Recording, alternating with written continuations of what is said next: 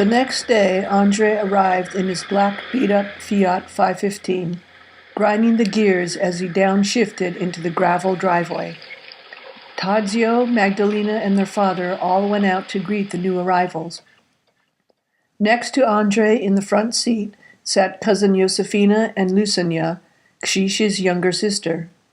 To Tadzio's surprise, squeezed into the back seat, he saw Professor Handelsman, Lek, and Stefan. Unaware that his father knew Professor Handelsman, Tadzio watched in wonder as his father helped the professor out of the car, shook his hand, and escorted him inside. Pani Dombrovska settled everyone in the parlor and offered each guest a cup of tea. Professor Handelsman spent a few minutes commenting on the make of the piano and the cherrywood credenza as he politely sipped his hot brew.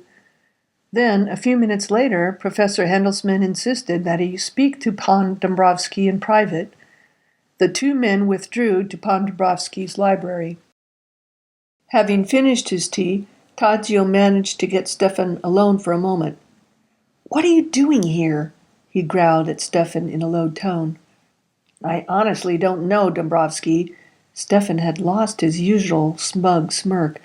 "Lek and I were helping Andrzej in Warsaw with the wounded at a makeshift hospital when Andrzej found out that one of the orphan girls in the hospital was your father's niece. When Professor Handelsman heard about it, he suggested we call your father and bring the girl out here. Then the professor told us to help Andrzej load some heavy bags into the back of Andrej's Fiat, and the next thing I knew, we were all driving out here."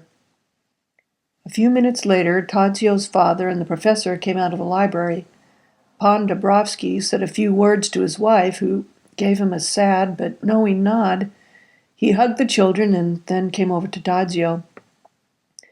"I'm sorry I didn't spend more time listening to you tell me about your scouting activities, Tadzio," he said, gripping his son's shoulders.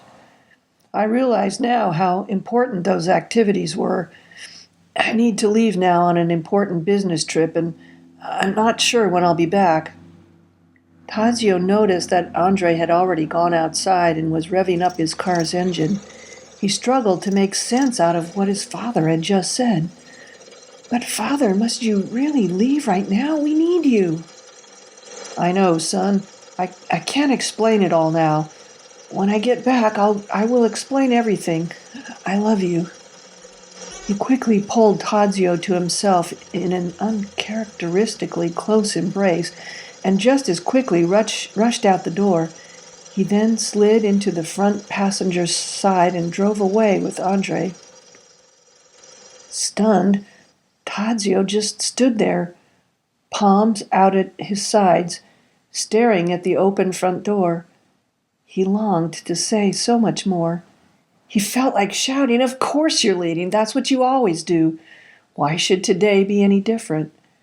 He also just wanted to run after him, grab him by the legs and not let him go, shouting, "No, don't go, Papa. Don't leave now. Don't leave us ever again." But as usual, he just stood there and said nothing. What else could he do? Pani Dombrovska clapped her hands and then called to the younger children into the kitchen. "Henyo, Josefina, Lucinia, Hania baked some cookies and needs help decorating them. And after that, I think she may need some help eating them." A look of acknowledgement passed between the professor and Tadzio's mother. Professor Handelsman quietly shut the front door. "Andre will return in about an hour. Scouts, I suggest you all meet me in the library when he returns. I will tell you what you need to know at that time." Tadzio and Magdalena both opened their mouths as if to demand, "Tell us now!"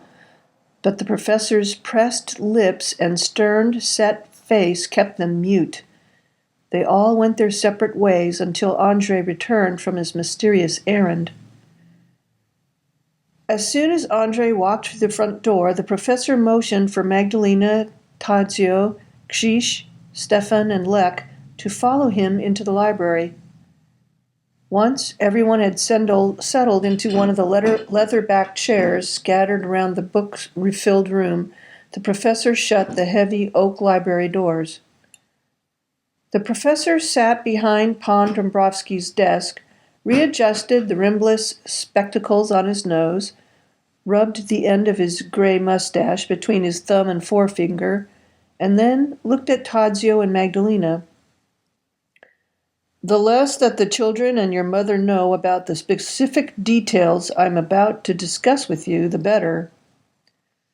Tadzio squirmed in the oversized leather chair. My sources tell me that it is only a matter of days before German soldiers come marching through here on their way to Warsaw. Our scout troop has joined with many others, including Lex Turand Group, to take a stand against the Nazis pouring into Warsaw. It won't be easy, so if any of you want out now, just say so. Tadzio felt like screaming, but only managed a barely audible whisper. Want out of what? Stefan's cocky half-smile returned. Joining the underground, you moron. Professor Handelman shifted in his chair and stroked the other side of his handlebar mustache. The scouts are not really joining the underground. We are merely choosing to help the cause, as it were.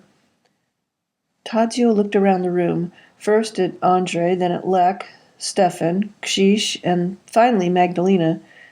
She gazed back at her brother with a wide-eyed, panicked expression.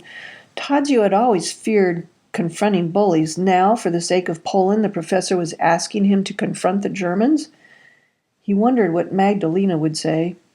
Would she do whatever Andre and Lek did? She looked as terrified as he felt. Maybe he could say that he needed to stay at home and take care of his family since he was the oldest son. He balled up his hands as he dug the fingernails of his thumbs into his forefingers. The professor continued. What I am about to tell all of you I've already discussed with your parents in general. Your parents realize, however, that they cannot know all of the details I'm about to discuss with you, for their own sake as well as for your sakes. What I'm about to ask from all of you is for a personal sacrifice on behalf of Poland's future. Your final decision is, of course, up to you. As for your family, Tadzio and Magdalena, the caretakers of your manor house have pledged their very lives to protect your family for as long as your father is away. So what do you say? Everyone was silent for a moment. I mean no disrespect, Professor. Tadzio squirmed uncomfortably in his chair. But my own family is my first responsibility. I don't know why my father had to leave right now, but we just received news that my aunt and uncle are dead, and we have just become my cousin's guardians. As the oldest son, I think I need to take care of my own family first. Well spoken, Tadzio. Professor Handelsman looked at Tadzio over the top of his glasses. Even though Tomas and Felix have pledged to watch over your family while your father is away, I can understand why you feel you must make your family your first priority. The professor glanced at the other scouts. So what about the rest of you? Andre spoke first, leveling his gaze at Tadzio. As we all know, this is what we have prepared for all summer. It comes as no surprise. The scout training we received in the Campinos forest, first aid, food storage, water purification, map reading skills, distress signals, even rifle shooting, all prepared us for this moment. I, for one, am willing to give my all for the future of Poland. Lek chimed in. Andre's right. Unless you were living in a vacuum, we all knew the Germans would eventually come for us. I say it's time we take a stand. First Lek, then Andre, and finally Stefan rose to their feet. With arms raised, they shouted in unison, Juve! Juve! Kshish sat back in his leather chair, pulled his knees up to his chin, and clasped his hands over his ears. Tadzio could see that Kshish was probably crazy with fear over the fate of his parents. Tadzio and Magdalena stared at one another from across the room. Tadzio felt beads of perspiration trickle down his back. His stomach began to churn. He ran out of the room and barely made it to the bathroom before his midday meal spewed out into the toilet bowl. "It looks like I just don't have the stomach to work with the underground army," he told himself.